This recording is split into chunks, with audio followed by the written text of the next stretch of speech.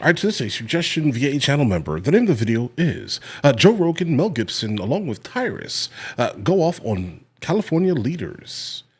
Let's jump into it. They spent $24 billion last year on the homeless. Yeah. And what do they spend on preventing these wildfires? Zero. Zip.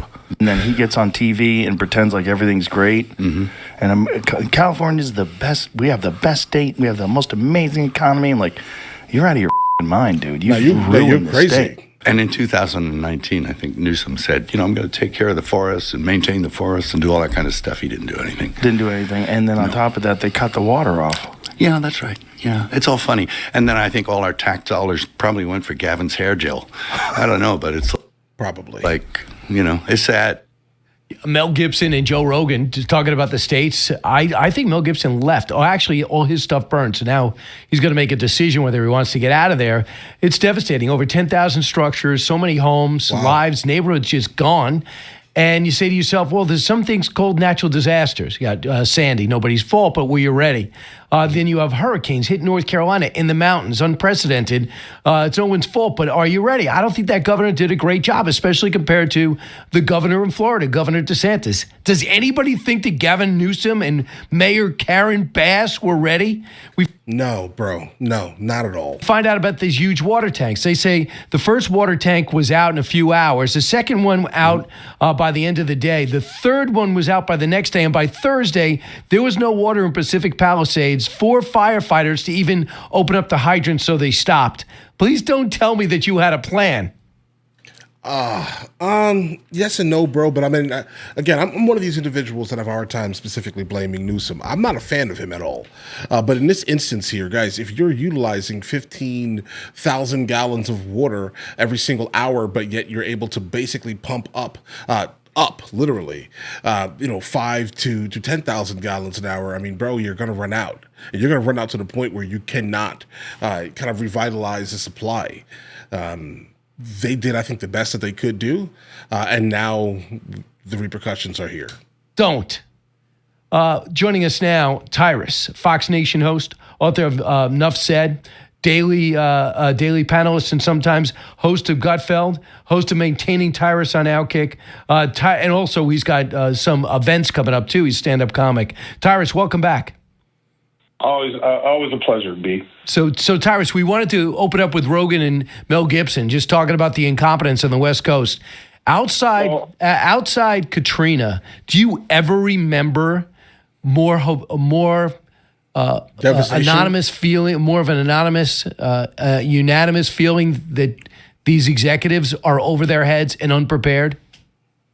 Well, I think New Orleans echoed that as well, unfortunately. I'm going to say no. I grew up in California. I moved to California from Boston when I was, I think, 8.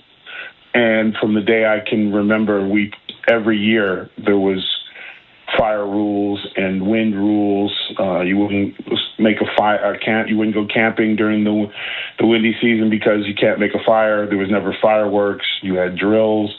If you saw somebody lighting matches, you were supposed to report them. So it's not like this isn't something that Californians grow up with, right, and understand. And it's not like that we haven't had issues in California with fires over the past decade. What's shocking is the level of incompetence and arrogance from these officials, that they spend so much time on DEI stuff and diversity stuff and dumping millions and millions of dollars into the homeless situation. Adam Carolla made a great point.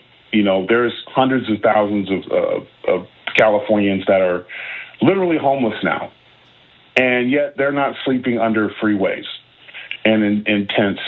They're part of the community. They have family, friends, and they're able to find places to go. They're able to evacuate places to go. So there's a complete disconnect with you're dumping money on a group that doesn't necessarily want to be helped in that way because they're either a drug addict, a criminal, or suffering severe mental health issues. So you're just throwing money away. It's virtue signaling, and the money's going. And I would love for a forensic accountant to look to see where that money's really going. You had the same thing in New York with the previous, mayor? I can't remember the tall, goofy guy no one liked. De Blasio. Yeah, where his wife was in charge of $1 billion on the Thrive Foundation. Then nobody benefited. We don't know where the money is, and nobody's asking. Exactly. And that's the problem. But also the other side of it, Californians, this is what you get when you vote for the picture on the box. This is what happens when your mayor had 17 hours on a plane to think of a way to comfort her constituents. She was silent, stared in the face because she couldn't think of who to blame. And that's what it is. They all pass the buck. And Newsom, I think the most telling video was the lady who ran him down as he was trying to get away from her. Tried to get in his car. His hand was on the doorknob when she turned the corner, and then he tried to tell her that he was on the phone with the president, and then she said, "Put him on speaker." And he lied right to her face. Yeah, he goes, "Yeah, well, I can't get through." I can't get a signal, so I have to go. He was looking for a place to do a interview where it would look like he was on the ground. He was boots on the ground, and I think that's what Californians have to figure out. You need to stop electing people based on the boxes they check and hit the resume. That's hit valid. Someone that has Very valid. At least skin in the game when it comes to wildfires in California and natural disasters. I remember the San Francisco earthquake when I was growing up. Another earthquake hit today. Was a big deal, but it was unified. Now, I remember there was that great picture. I think it was Will Clark helping one of the children get out of the stadium, but there was a plan in place, and there was, and it wasn't days after where you had, the government officials coming out and talking in past tense. Her press conference, I don't know what was worse with Bass, the silent stare or the completely unintelligent press conference where she was talking like the fire hadn't got here yet. So here it is. Listen to this. Cut 12. We did not see a single fire engine. We watched as Good Samaritans guided traffic. There was fear and there was a lot of confusion. You were out of the country at the time. What explains this lack of preparation and rapid response? Let me just say, first and foremost, my number one focus, and I think the focus of all of us here with one voice, is that we have to protect lives, we have to save lives, and we have to save homes. Rest assured that when rest assured, let me finish. Rest assured, when that is done, when we are safe, when lives have been saved. Enough. We'll go back and do a forensics on what went wrong. I don't believe for a second that those water tanks were full, number one. And number two is the president said that the electric went off and the pump stopped. That's why the hydrants didn't get anything. Did you tell the governor that, genius? Because he's never said a word about that. Where'd you get that from? Guys, I'm looking at the situation, and that's pretty much where that's kind of what I've come up with, at least in my head, like why things are the way they are based off of a couple of the other things that were being said kind of around this entire incident here. I want to go ahead and point out that I definitely do hope that the individuals that have lost everything that they have lost, these were not any of the people that lost their insurance. I definitely hope that's not the case, guys. And secondly, I do hope that they rebuild or they purchase somewhere very far away from this failed state, guys. The part that I loved the best was that she was reading her prepared statement, not the question. Right.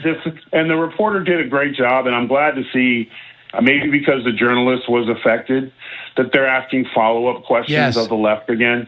And he hit her with, "It's too late. It already happened." And she's like, "Let me finish." And she had to be aggressive, and because he was being misogynistic, I guess, by questioning her. I guess no one told her that she was the friggin' mayor, and she kept no one's allowed to question ever going with her statement, and that's perfect. Cut it off. They're unprepared, and this is a growing trend again. New Orleans, the nightmare, and then you get the politician is in there and they say, well, we had a plan, but the terrorists beat our plan. In New Orleans. So I guess, and then I guess now the mayor's going to say we had a plan, but the fire beat our plan. So they have an excuse for everything. And with the I mean, guys, when it comes to like natural disasters, I mean, we don't really have a say in when and where these things pop up, right? And I think that's just the thing. So yeah, the fire beat the plans. Well, you can plan and plan and plan. Guys, why do I sound like I'm sticking up for these? Wait a second, hold on. I'm just trying to be as like logical here as humanly possible. We cannot decide.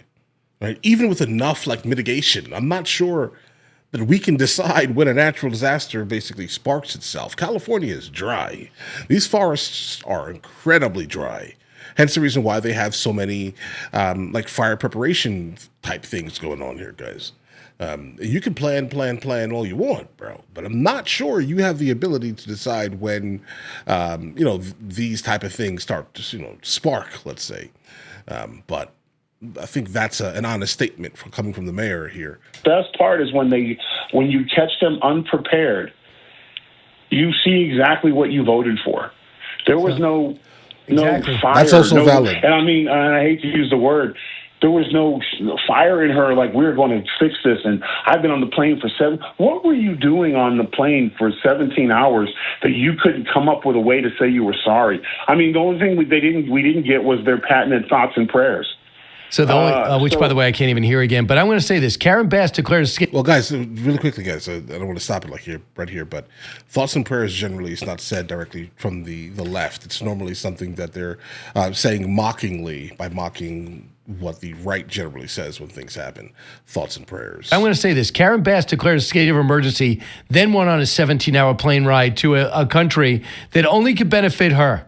Because nobody in Los Angeles wants her to go represent L.A. in Ghana during an inaugural. No. And one of the reasons she wasn't the vice presidential nominee over Kamala Harris, because she had this little communist problem. She seems to like Castro, seemed to love Chavez, and they go, well, that's going to be a tough shot to get out of. We'll probably have to pick Kamala Harris. This woman is a mess. You know, sometimes, Tyrus, there are things you could try really hard at. You just don't have the proclivity. You don't want me working on your house. You definitely don't want me changing your oil. And I'll try, but I'll do a bad job. She should not be a politician. Neither should Harris. Whatever you think about Elizabeth Warren, she's a politician. She can speak. Whatever you think about AOC, she knows what she's doing. You might not agree with her, but they're doing the right thing in their life. That's actually incredibly valid. I respect him for even pointing this out here. Like, there's a difference between someone who's doing something exclusively for the sole purpose of like notoriety and things like that, versus someone who like deeply believes exactly what they're doing. AOC, Elizabeth Warren are definitely these individuals, guys. In fact, guys. But let's continue. She should not. She wants to be the queen of England. She wants the respect, title, and power. She doesn't want to do the job.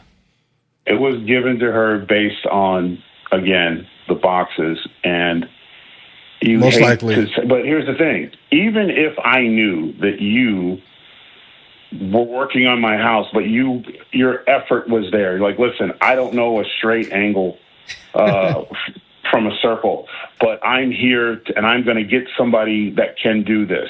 I'm going to find. I'll search. I have my people find. There's an effort there. Right, the ability to delegate. Again, as mayor of California, your two biggest issues is fire and crime, and they have failed miserably at that. And one of the biggest problems during these fires that are still, I think, last time I checked, I think they were at 6% contained. Depends on, there's like six different ones. Some are doing, there's some that are doing better than others. Yeah, but it's the looters. It's the criminal element that is now scourging, looking for these houses that are left and banks that are, and again, because they're emboldened. They could go into Beverly Hills with a hammer and go on a shopping spree, and no one could do anything. And now they're, and then here's the problem is that these homeowners are now wanting to risk their own well-being to go protect what's left of their home from other Californians.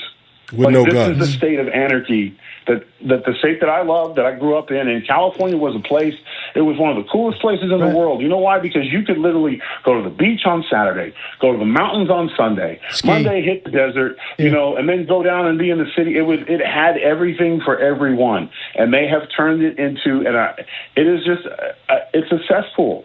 Venice, the place where I got my big break, and where I trained to lift weights and it was one of the places where I got my big break in entertainment and stuff. I can't bring my kids there to show them the wall with Arnold Schwarzenegger and Lou Ferrigno and all, you know, the great and the actors and the history, because I got to walk through Homeless Row to get there, and I'm not subjecting my kids to that. I'm not doing that at all. And people, you know, a lot of times they would comment when I point these things out, like, bro, if I lived on the street and there were homeless people on my street consistently, like pitching tents and things like that, I will move. You can call that any type of flight you want to call it, guys, but I'm not going to subject my kids to that lifestyle. I have a choice to decide how I want to raise my kids, guys, so I don't blame him. Bus stops are hotels, and, you know, you see the drug addicts everywhere. It's horrible. Yeah, no. Right. So when you've let this place, at one point, Dr. Drew was concerned about bubonic plague in California. So, I mean, this is what these guys have done, but there's never eyes on it. New Orleans, even worse. No one ever questioned the mayor is corrupt. The lady has a career of an ineptness, but they always seem to find each other. And now we've had horrible things happen, and their best answer is, well, President Trump's making it political. Yeah, Right. you're damn right it's political. Well, you But know what it's they your say. job. You know what they say about addicts. You got to hit rock bottom. You have no other options. Then you got to make choices. Yeah. This could be the rock bottom where people turn around and say, as Justine Bateman said last night to Jesse, he goes, "We got to stop looking at an R&D next to their name and look at competence." And I look at this guy Rick Caruso. I can't do his unauthorized biography, but do you know he was president of Water and Gas, as well as being a self-made multimillionaire? Don't you want that guy? Do you know that he hired his own firefighters, whatever you think of that, just in case to take care of Pacific Palisades, whatever his community is that he bought and now rents, and what they made is his own condo center? Do you know not one of those buildings burned? Because they said, listen, you don't want me as mayor, that's fine. But if I'm going to go back to my business, I'm going to make sure my people survive any calamity. So he had his private firefighters. He said the whole water system's antiquated and is underfinanced, and he knew it. Hey, people of Los Angeles, you had your choice. They're both Democrats. You could have had the business executive, or instead you have the failed congresswoman, and you got her. Go at it. And now you got the results. That definitely sounds like L.A., right? We're going to make sure whoever we get, guys, is going to check all the boxes of DEI. Hopefully people make some decisions on competence. I appreciate you joining me. When are we going to see you again, Tyrus? I think I'm back in the airways, I think Tuesday. And tonight I got a stand-up show in Connecticut. All right, guys, I think we're done with this. Yeah, I don't know. Like, California is is everything Hollywood looks like to the normal people in the United States of America. Basically, I think that when I think of California, I think of that. So when I think of them having the ability, let's say, to choose someone that's actually going to be meaningful for their city, I don't believe so. No, I think they're exclusively going to go off of this person, is this, and then also this, and then also this, the check boxes, literally. And how does that benefit you? Are you going to get the best of the best by doing it that way? No, you're not. You're going to get the worst, right? But you're going to like it because that person checks out all the boxes for DEI. That's the reality of the situation. It is not beneficial to any single city.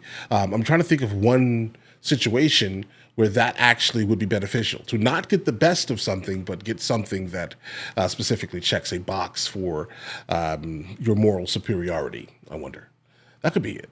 But either way, guys, listen, you guys all have an absolutely amazing day. Enjoy your day thoroughly. The fact that you just made it to the end of the video says a whole lot, actually. We have a couple other channels. Mr. L. Boyd Music, Mr. L. Boyd Movie Reacts, along with Mr. L. Boyd Discusses, where I just generally speak about the things that specifically matter to me. But in the meantime, I'll catch you guys later.